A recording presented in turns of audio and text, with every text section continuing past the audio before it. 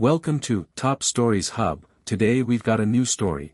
What's behind this door? Let's find out now. For years, I threw everything I had, heart and soul, into crafting a perfect life for my wife, Emily, and my daughter, Sophia. Each morning, I'd roll out of bed with one goal in mind, making sure they had every single thing they could ever dream of. I'd grind through long hours at the job, then stay up even later, stressing over how to keep their faces glowing with happiness. I can still picture myself hauling ass home after a brutal day, dying to catch their eyes sparkling when I'd spill the beans about some little treat or a weekend getaway I'd cooked up. Birthdays. Never just another day, I went all out, filling the house with chuckles, colorful balloons, and gifts they'd never forget. When it came to Sophia's schooling, I didn't skimp one bit, convinced that a solid future was the greatest thing a dad could hand over. I figured showering them with everything was my way of screaming, "I love you," from the rooftops. But as the years dragged on, something twisted up inside me. I started feeling less like a guy with his own ambitions and emotions, and more like some robot, endlessly spitting out cash and backup. I got stuck in this rut where every chat, every move I made, boiled down to what I could do for them next. I'd toss out a simple, "How's your day?" and get hit back with, "Can you shell out for this?" or "We need you to handle that." It dawned on me that my own passions, my hobbies, those rare quiet seconds, were getting swallowed up by this non-stop checklist of chores and demands. It hit me like a ton of bricks. I'd turned into a walking cash machine, my worth tied up in how much dough and sweat I could pump into the family. Staring at my worn-out mug in the mirror, I'd catch a glimpse of the dude I used to be, someone who had his own hopes flickering in there somewhere. I used to think I counted for something, that all my busting my hump was appreciated like a gift.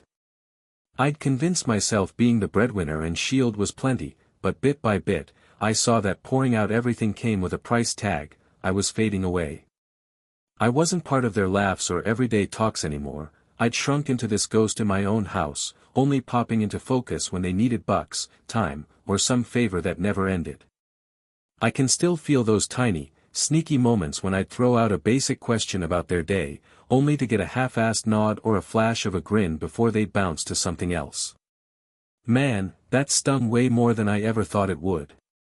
One night sticks out. I was parked alone at the dining table, the rest of them crashed out, and I just stared at those empty seats, wondering when the hell it all went sideways. Had I slipped out of their hearts? Was everything I gave not cutting it anymore? I kept trying to talk myself into believing I still meant something, that my grind and sacrifices proved how much I cared. I'd rewind through my head, hunting for that first time I felt like nothing but a money dispenser. There was that day I dropped off a pricey gadget for Sophia's school project, or that time I treated Emily to a swanky dinner after a killer week. Still, the way they acted toward me never budged. I was their 24/7 go-to, always on deck to deliver, always stuck on the sidelines of their good times. It slammed into me like a freight train when I finally faced the questions I'd dodged forever. Did they even see me, the real me, a guy with feelings, needs, and dreams, or was I just a cog in their machine, keeping their world spinning without a thought to what it cost me? Every time I'd step through the front door, I could practically hear the vibe, "Here's our money man," right on cue. My life started looking like a ledger, every smile or thanks weighed against the pile of stuff I'd given up. Then came the gut punch that broke it all wide open, the day before my grandson's baby shower. It was supposed to be this happy, buzzing moment, a day I'd pictured us all together, celebrating as a crew, but instead, I was left with this hollow ache I'd been shoving down for too long. Looking back over all those years I'd poured myself out, I couldn't help but wonder if they ever saw past the bottomless pit of help I'd become. It hit me that while I was busy dishing out everything, I'd let my own life slip through my fingers. In that quiet, crushing second, I got it, I'd lost a chunk of myself I couldn't claw back. I was sitting there at the table, my chest buzzing with excitement, ready to spill how pumped I was for the baby shower coming up. I'd been counting on it, banking on it being another shot to feel that family vibe I craved. My voice shook a little as I blurted out, "Man, I can't wait for tomorrow's baby shower."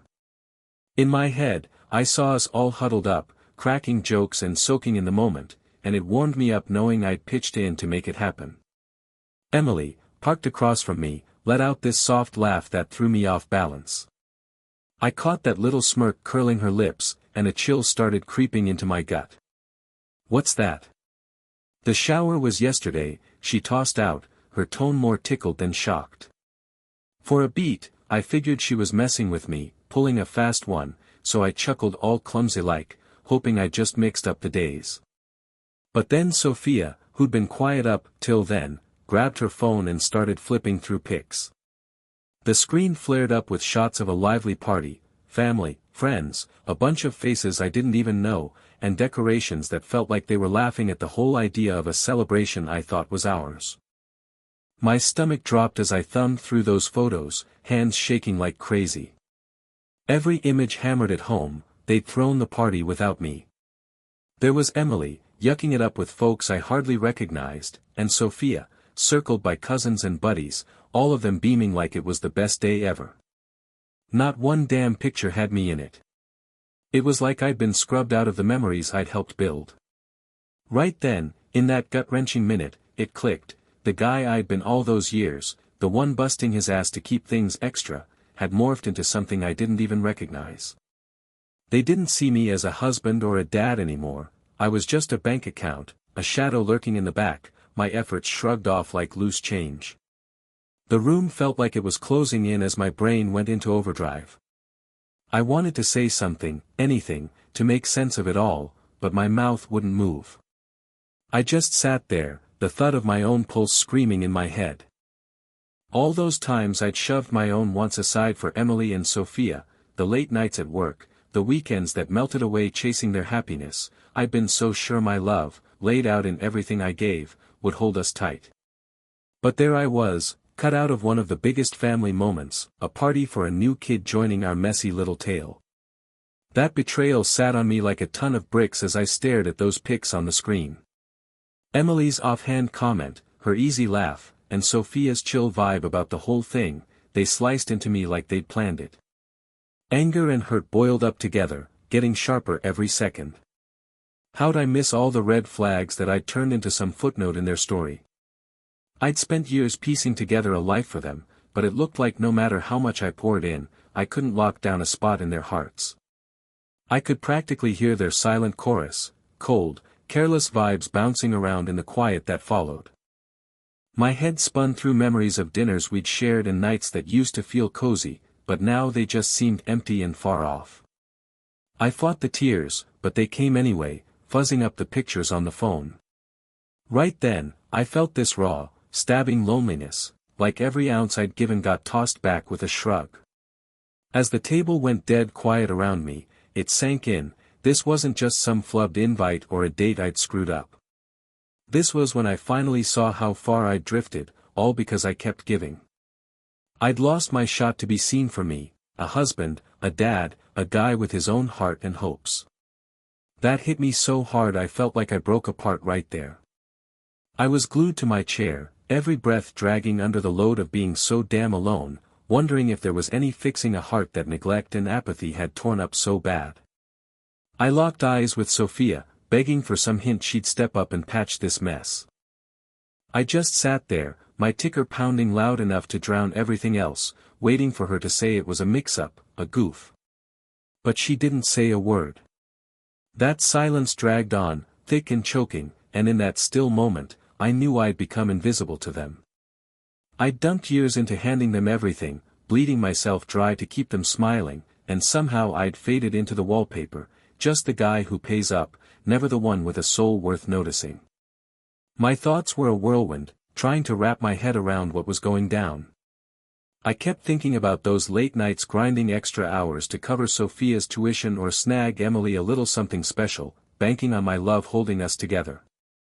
But there I was, sidelined from a huge family deal, a bash I'd funded and helped set up, even if they never bothered asking me, till I stumbled on it through that damn phone. Every memory of what I'd given up burned clear and sharp, like every bit of care I'd shown just stacked bricks between us. A cold shiver hit me when I realized this wasn't some one-off slip, it was a whole damn trend, neglect and indifference creeping bigger over time. I'd been there, quiet, watching moments where they didn't need or want me around. Sure, I'd get a polite thanks now and then, but it was hollow, never real enough to see me past the cash I coughed up. That realization squeezed my chest with rage and grief all mixed up. I wasn't some ATM spitting out love and bucks on demand. I was a husband, a dad, and I damn well deserved to be noticed, loved, and part of our family's life, not just the wallet keeping it afloat. Sophia's quiet was the knockout punch, the last nudge that smashed through the wall of hope I'd been gripping tight for way too long. I caught that icy look in her eyes, the same one I'd been dodging for years, like she'd already checked out. Every word they never said, every time they brushed me off, piled up on me till I thought I'd buckle under it. Right then, I made up my mind, something that had been simmering in the back of my head day after day. No yelling, no big scene, I just eased up from the table, slow and steady. Every move I made had purpose, like each step carried the grit I'd been building up inside. I headed down the still hallway toward our bedroom. Each footfall rang in my ears, a solid beat telling me this was it, time to do something for me. In the faint glow of that corridor, I started packing a little bag real methodical, just some shirts, a couple keepsakes, stuff that tied me to the life I used to love. Folding each piece, I couldn't shake the memories of all I'd given up, the sleepless nights stressing, the days aching to fit into a family that didn't even notice me anymore. I kept telling myself this wasn't about getting even, it was about grabbing back the guy I was before I turned into their cash cow. Stuffing that bag in the hush of it all, I felt this weird mix of freedom and ache.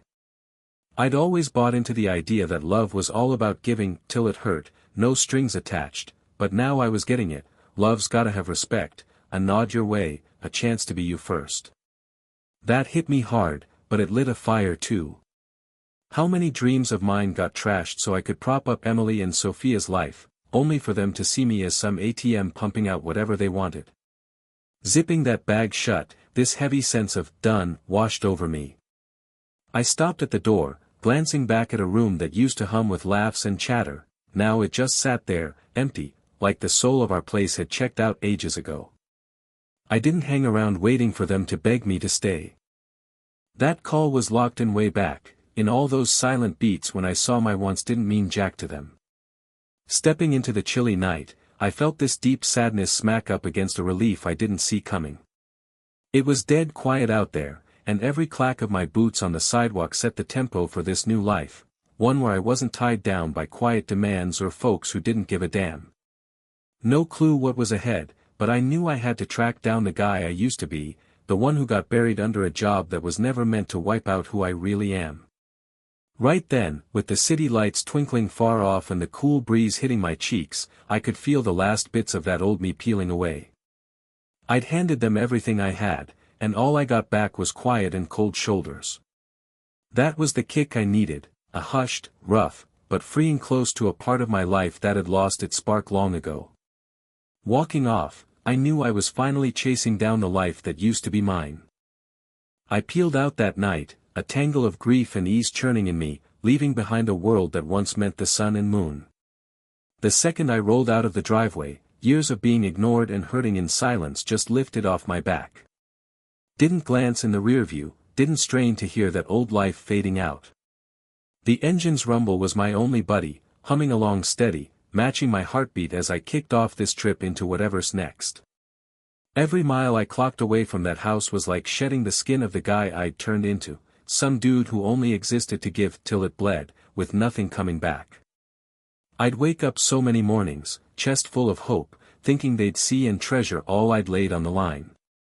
But now, watching the city glow shrink in my mirror, it clicked, the part I'd played wasn't husband or dad, it was a lifeline they didn't even think twice about. That truth tasted sour but set me loose in a weird way. I pulled into this little no-frills hotel on the edge of town. The room was basic, nothing fancy, but it gave me the breathing room I'd been craving, space to think without that family shadow hanging over me. I plopped down by the window, staring as the night eased into dawn, and this strange peace started settling in. The quiet wasn't heavy or spooky, it was brimming with chances to start fresh and figure out who I really am. Sitting there in that stillness, I let my mind wander over the choices that landed me here. I thought back to every time I shoved my own stuff aside to foot every bill, every moment I could have piped up but just ate the pain instead.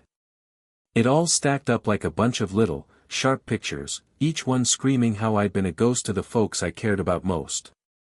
Every one of those memories lit a fire in me to take back who I really am. I wasn't just some wallet, not just a cash machine for a family that didn't give a damn. I'm a guy with hopes, feelings, and a damn right to be noticed and listened to. That first day at the hotel, I roamed the hushed streets around it, trying to shake off the cloud of letdown hanging over me. Those empty, peaceful roads were a far cry from the noisy mess I'd left behind at home. I strolled slow, every step on purpose, letting my mind drift wherever it wanted. I thought back to how I used to love the little stuff, a crisp breeze cutting through a hot day, cracking up over a cup of joe with someone, or kicking back with a book in the quiet. Those joys felt miles away now, but the blank slate in front of me hinted I could dig up some new ones. I had a shot to hit reset, to piece back together the bits of me that got crushed under years of their demands and my giving. Even as I tried to lean into this new beginning, that sting of being double-crossed still gnawed at me. I kept replaying those final seconds in the house, the silent goodbye as I stuffed my bag, that last look at a place that didn't feel warm anymore. My heart was racing when I stepped into that chilly night, each thud of my boots ringing with the ache of being forgotten. But every mile I drove out there started easing that pain, swapping it for a flicker of pride in myself that was starting to catch. Ditching them without a word wasn't just me bailing on their neglect, it was me shouting that I'm done letting their cold shoulders shape who I am. I flipped my phone off, snipping the cord that kept me tied to a history full of hurt and broken promises. Right then, I felt this wild, almost unreal rush of freedom. The quiet from their end, no calls picked up, no texts answered, just hammered home that I could finally live for me. That night, I parked myself in the hotel room, scribbling in a little notebook, spilling out all the messy feelings tearing through me. I jotted down the hurt, the rage, and, crazy enough, the hope that was sneaking up inside. Each word I scratched out was like a brick in rebuilding my voice, one that had been choked out by years of biting my tongue and always shelling out. As the darkness settled in deeper, it hit me, walking out wasn't about sticking it to them, it was a must-do move to track down myself again. I wasn't bolting from duties or dodging old memories, I was heading toward a life where I could finally put my own wants and dreams first. Sure, what's ahead's a big question mark, probably packed with rough patches and lonely nights, but for the first time in forever, I felt like I could handle whatever's coming. Next morning, when the first rays poked through the blinds, I got up with this careful kind of hope buzzing in me. I whipped up a quick breakfast and plopped by the window again, watching the day kick off with this steady resolve. I swore to myself I wouldn't let the past pin me down, I'd build my life back up, bit by bit, till I was a guy folks didn't just see, but really got. In that plain little hotel room, I started finding the guts to let go of blaming myself for all those ignored years and to step into the man I was meant to be. This whole thing was just getting started, and every tick of the clock made me feel a little more like I was finding my way back to me. The morning sun didn't do much to shake the thick vibe that had taken over our old place. I'd spent the night tossing and turning, soaking in the quiet freedom of cutting out, every minute ticking by. But back there, the truth of me being gone was starting to hit them hard, in ways I never meant it to. I could almost hear a faint doorbell chime or a grocery bag crinkling as their world kept moving in a direction I hadn't planned. By mid-morning, I pictured Emily at the kitchen counter, digging into her purse to cover the groceries. It was a basic errand, always smooth as butter, until now. I saw her sliding her card at the register, waiting for that little beep, only to get slapped with a cold "denied" instead. Her eyes probably bugged out as the cashier mumbled an awkward sorry, filling the air. I knew that shock would flip to freak-out mode fast, unraveling the fake safety net they'd always leaned on without a second thought. A bit later, I imagined Sophia perched on her bed in what used to be our cozy living room, thumbing her phone to grab baby stuff for the kid on the way. I could see that stubborn spark in her, that sureness of a girl who'd always counted on me to lock down every need. But when that account flashed empty, that fire would fizzle into a jumble of what the hell and panic. Her figuring out the bank, the lifeline keeping our family afloat, was dry as a bone was a quiet wreck I'd kicked off. I'd been the only one holding it all up, the guy who tracked every dime and made sure every bill got squared. I took a weird pride in my tight records, my OCD planning that kept us out of money jams. Now, just by killing our joint accounts and ditching the support system I'd built, I knew their shaky little world was about to cave in. It wasn't me being mean, it was me hacking off the ropes that had chained me to a life of non-stop giving.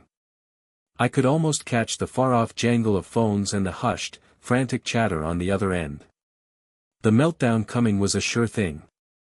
Emily's face, usually chill and together, would soon be carved up with stress as she clocked that the bills were piling up, that the cushion she'd always banked on was toast. That house, once our little fortress of good times and safety, was all mine now, a loud wake-up call to what they'd shrugged off. I saw her hands shaking as she flipped through papers, scrambling to sort out costs that had always been my load. Sophia'd be reeling too, stunned out of her mind. She'd gotten comfy knowing I'd cover every dime, that her future and her kids were locked in tight by me never saying no. Now, staring at a zeroed-out account and bills looming like a storm, the mess of her own screw-ups and off-base priorities would crash down on her. It was brutal, years of leaning on me left her clueless for a curveball like this, and the fallout was gonna hurt. In the calm mess about to kick off, I felt this odd brew of, damn, that sucks, and, finally, sorry for the years I'd suffered in silence, always giving more than I got, and glad I could step back and let them deal with the full load of their calls. I'd seen them treat my steady help like it was nothing, blind to how every handout and every late night had propped up their easy life. With every bill stacking up and every card getting shot down, I knew their perfectly perched world was cracking, slow, tough, and no stopping it. I could almost hear buddies and far-off relatives chiming in with weak sorries and tips to fix a busted setup, but that didn't mean squat in the quiet of their freakout.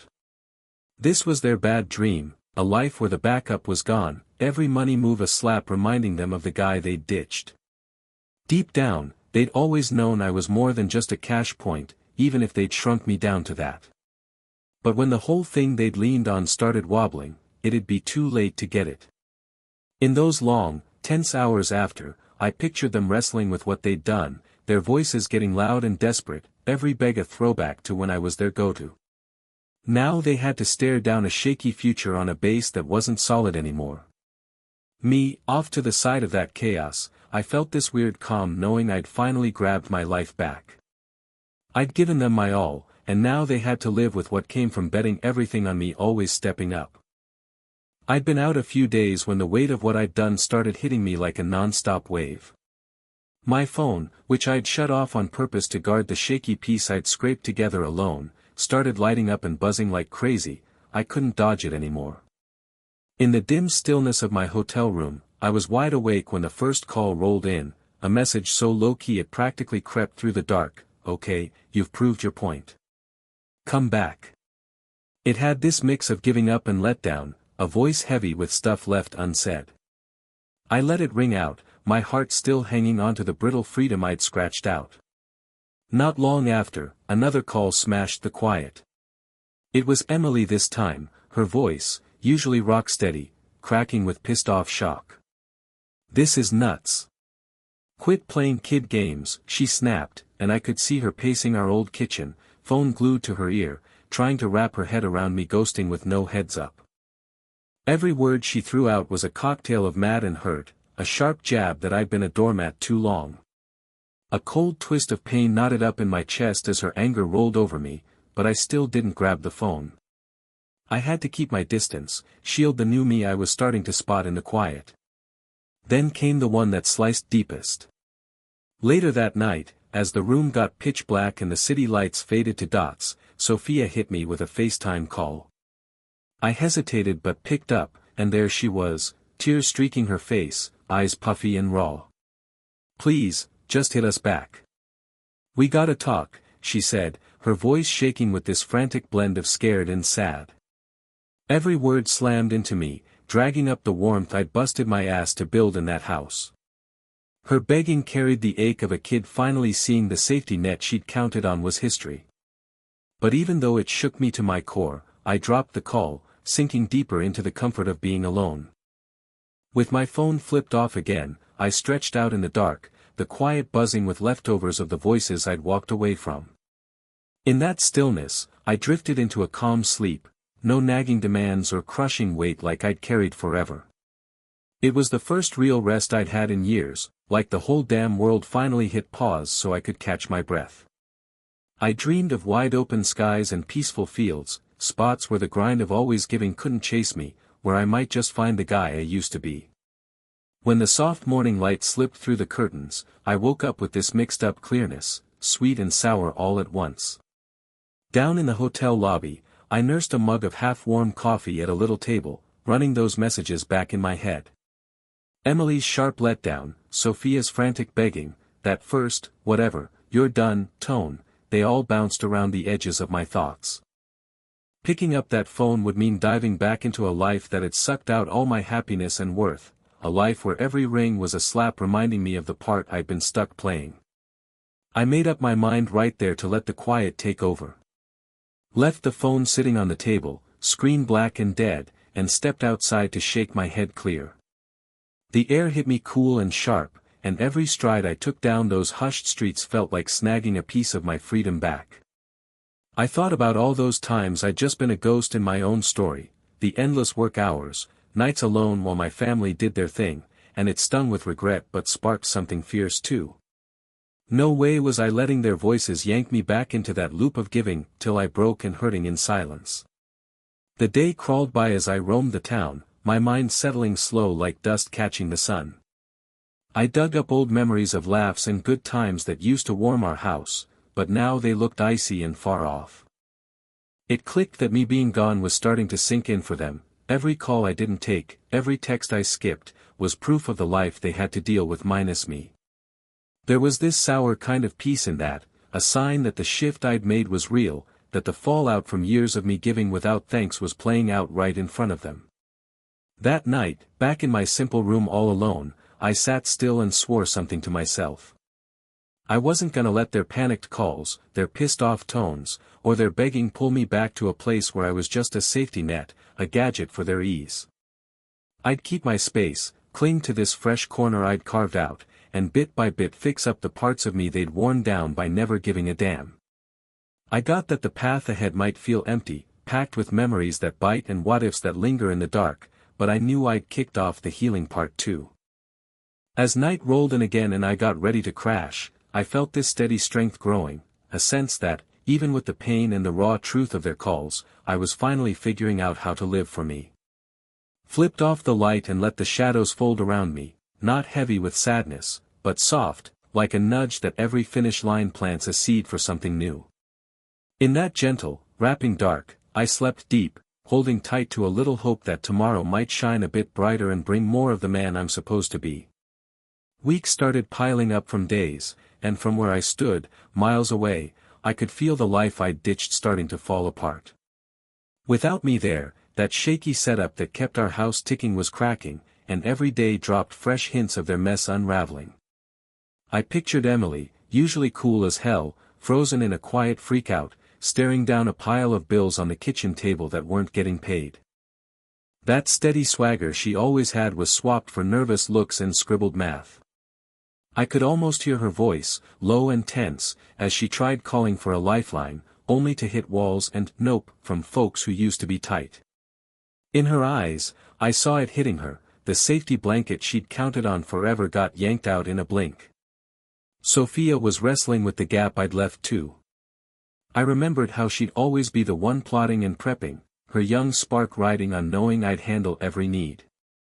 Now, I saw her hunched over lists of costs that never ended, scrambling to figure out how to pay for baby gear and basics that used to just show up.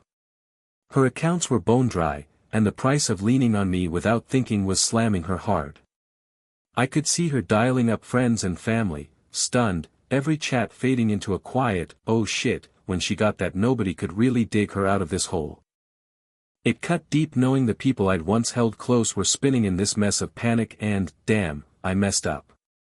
I sat by myself in a little room, far from the storm, catching faint echoes of the chaos I'd started. I'd figured bailing would be my big break, the moment I'd claw back the pieces of me buried under years of non-stop giving. But as I chewed on what was going down, I couldn't dodge the heavy fact that their whole setup was crashing in ways I hadn't seen coming.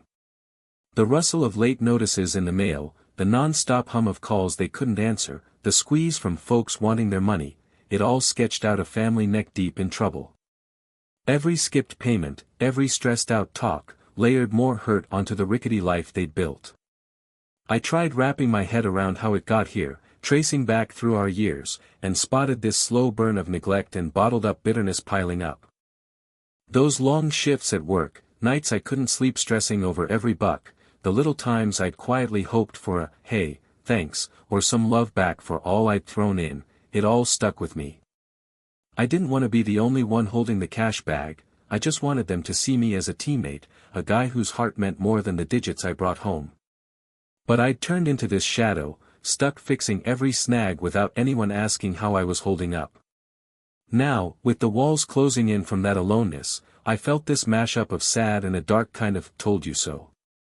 Emily and Sophia, who'd always acted like my help was a given, were stuck facing the truth of what they'd picked. That house, once our little safe spot, was ringing with the noise of overdue bills and growing debts.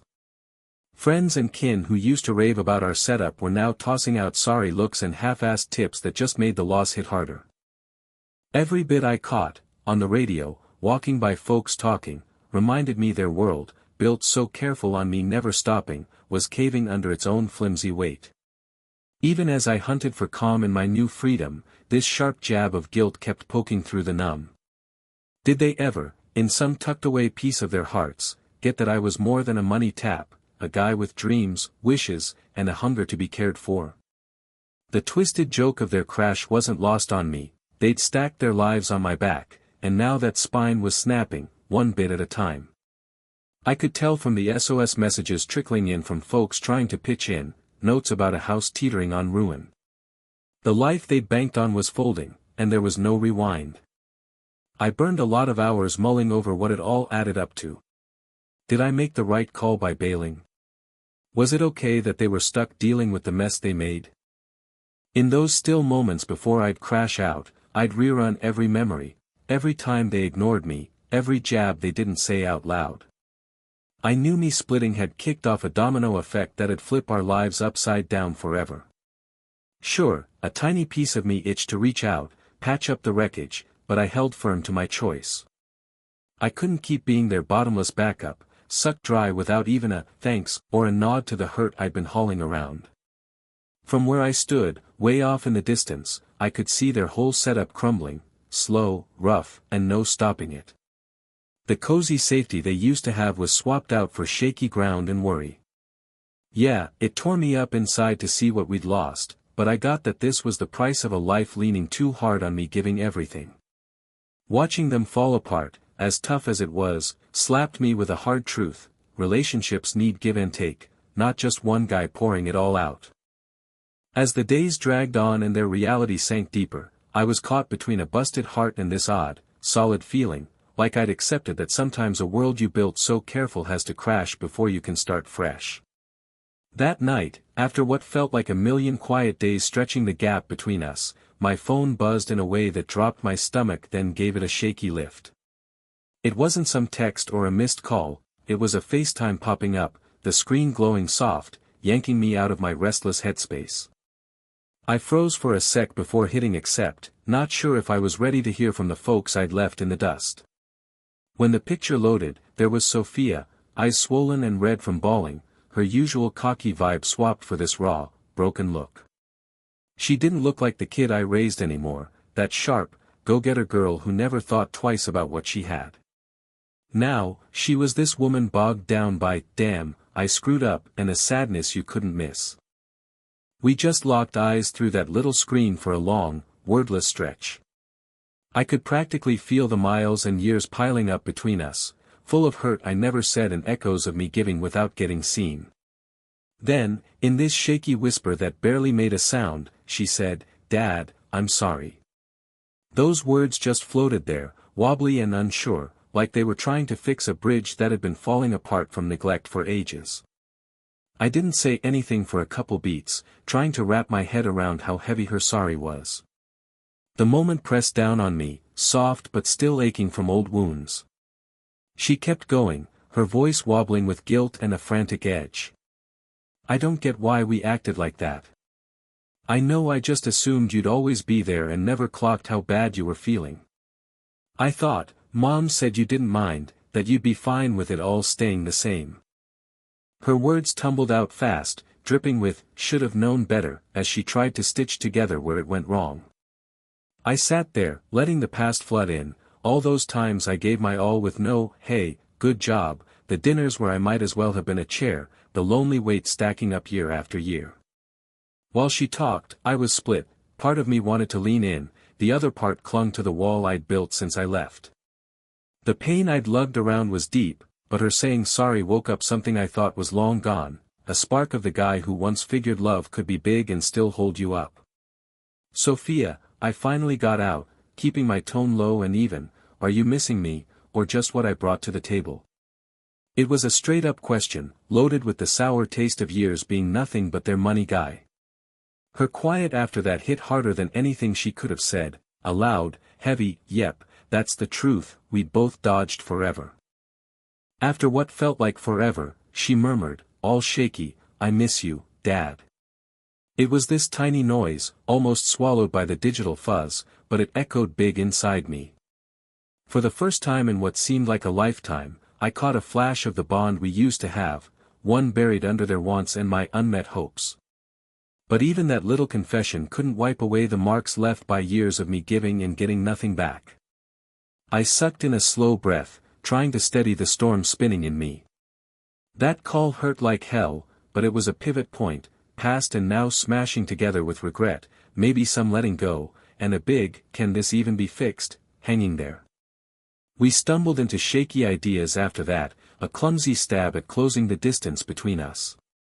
Sophia's voice got choppy, unsure, tossing out stuff like maybe we could chat more, maybe a visit or a longer talk could cut through the haze of mixed-up feelings and pain. But every what if she threw out dragged up the price I'd paid suffering in silence, and all I could muster was a quiet, take care of yourself. I said it soft but final, not to shut her down hard, just to draw a line I'd needed forever. Right then, I got that apologies might crack a door open, but some cuts run too deep for words to patch up. When I hung up, I sat there in my room's dark hush, just the low hum of the AC and her voice fading out in my head. Staring at the blank screen, I chewed on the twist that the kid I'd raised was now the one tossing out a weak, sorry, like it could glue back years of being ignored and misread. I knew I couldn't just erase what happened or flip a switch to forgive the hurt piled up in me. But as I leaned back and shut my eyes, I saw that call as a baby step, a raw, real moment that might someday get us to a better place. Alone that night, with my choices weighing heavy, I let myself feel a quick flash of being wide open. Was this the start of a long, tough road to fixing things, or just a peek at her feeling bad in a mess of stuff we hadn't sorted out? The path ahead was gonna be rough. I knew sorting out yesterday with today would take more than one call and a hell of a lot of time. But even holding on to the beat-up parts of me, the bits bruised by them not caring, I felt a little flicker of something bright. Maybe down the line, her sorry could spark real talks, a shot at rebuilding what they'd let fall apart without a thought. For now, I tucked that call in the back of my mind, a heads up about what endless giving costs and the steep price of being a doormat. I stayed up late, running her words and that soft plea for me to get it through my head, seeing that while her sorry didn't wipe the slate clean, it was the first wobbly move toward them owning up that I was more than a cash machine, a husband, a dad, who deserved love, care, and some damn respect. In the days after those calls and the thick quiet that came with me leaving, I started clocking the real heft of what they'd chosen. A few weeks back, I'd crammed my life into a little bag and walked out, no backward glance. Now, sitting in this calm cafe miles from the place I used to call home, I could almost hear the storm kicking up in the life I'd ditched. Calls from buddies and far-off family trickled in, little updates sketching out a family spiraling down fast. I listened, not guilty, just with this cool distance I'd never had before. Their one solid world caving in wasn't me punishing them, it was just what happens when you build everything on one guy giving it all. I could still hear Emily's voice from when she called, flipping from mad as hell to begging in a flash. "You're my husband. You can't just ditch me like this," she'd sobbed into the phone, all fire and tears. I'd shot back cold, "You ditched me first." Those words stuck with me as I sipped my coffee, a weird calm washing over. For years, I'd hauled their expectations around, never getting a say about what I needed. Now, in the still freedom of being gone, I was learning to look at life without the chokehold of being their only lifeline, the ATM they never thought twice about. I thought about how that house, once full of laughs and good meals, had turned into a bunker of unpaid bills and foreclosure threats creeping closer. I used to think home meant comfort and safety, but now I saw it was propped up on a flimsy deal that fell apart when they stopped caring. I pictured Sophia at a messy table, buried in baby costs and growing debts, her eyes heavy with "what now?" and worry as she tried to sort out the chaos I'd left. Every day brought fresh headaches, mortgage late by days, utilities piling up untouched, and the gut punch that the money cushion they'd always had was just a memory now. Walking those quiet streets, I was both watching and living this slow, sure breakdown. No anger left in me, just a deep get it that the life I'd known was rigged on a lopsided deal. Every step pulled me further from a family that never figured out how to value the guy behind the cash. I remembered all those nights at the table, waiting for a grin or a "hey, thanks" for everything I'd laid out, only getting silence back. That quiet had grown into something big, a loud claim on my worth I'd let slip away. Right in their mess, I was grabbing onto a freedom I'd never tasted before. Leaving wasn't me being mean, it was me finally taking my life back, way overdue.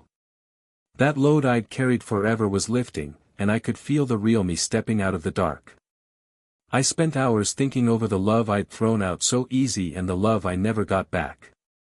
It clicked that a real bond needs both sides caring, not one guy giving till he's hollow. I started mapping out what's next, taking it slow, promising nothing to anybody but me. Signed up for a community class nearby to pick up some new tricks, and every session reminded me I'm more than a paycheck, a guy with dreams and hopes buried too long. Every little win, every nod from a stranger, felt like a middle finger to the years they didn't see me. I scribbled in my journal every night, tracking the shift from bitter to a shaky, "maybe I can do this," hoping I could live my way again. In the dead of night quiet, when everything around me shut up, I let myself feel the sad and the sweet kick of knowing I was free. Their world was tanking, and yeah, I felt a twinge for what used to be, but I knew it was on them. They'd built it all on me and now had to face the truth of that lean. It was a hard lesson, self-reliance, owning up, and what it really costs to take love for granted. As days stretched into weeks, I watched from a distance as their choices bit harder. Got a few messages, not mad or begging anymore, just quiet, "Yeah, this is real," from folks who used to be in our circle. Each one was a marker of the bridge torched by years of them not saying what mattered. But in that empty space, I found a new drive. No more tied down by what they wanted or a gig that demanded everything with no payback. I'd figured out living for me wasn't selfish, it was survival, real freedom. Standing at the edge of this new page, I glanced back once, not pissed, just with a calm, "that's how it goes" vibe, knowing everything's got its season. Their crash wasn't my win, it was just the end of a story that had been off balance forever. My freedom, though. That was a prize I'd fought for, one I'd keep growing every day. In my alone time, I dug up a truth always hiding under their demands: I count, and it's damn time I lived for me. I never thought cutting loose from it all would hit me with this deep relief and a joy I didn't see coming. Months have rolled by since I bounced, and I've learned the best payback isn't screwing over the ones who screwed you, it's grabbing your life back and running it your way. I travel light now, waking up in spots I used to just dream about. Every new town, every sunrise, sparks this awe I'd lost back when my value was all about what I could cough up. I used to sit solo in our empty living room at night, feeling the bite of being ignored, wondering if I ever meant a damn thing. Now, I wake up with a point, pumped to check out new places and meet folks who see me, not just a wallet some family forgot to care about. My days are full of art, nature, and quick chats with strangers that remind me I'm a whole damn person, not an ATM they left in the dust. I've learned to soak up every second, watching waves roll easy on a quiet shore or wandering through a loud market buzzing with life. There's this sweet release in knowing I don't have to bow to their non-stop gimme anymore. My heart's lighter every step I take from that old life, one choked out by giving everything and getting no love back. I can still taste the sour anger and pain that used to fog my head, but now I see letting go doesn't mean crawling back.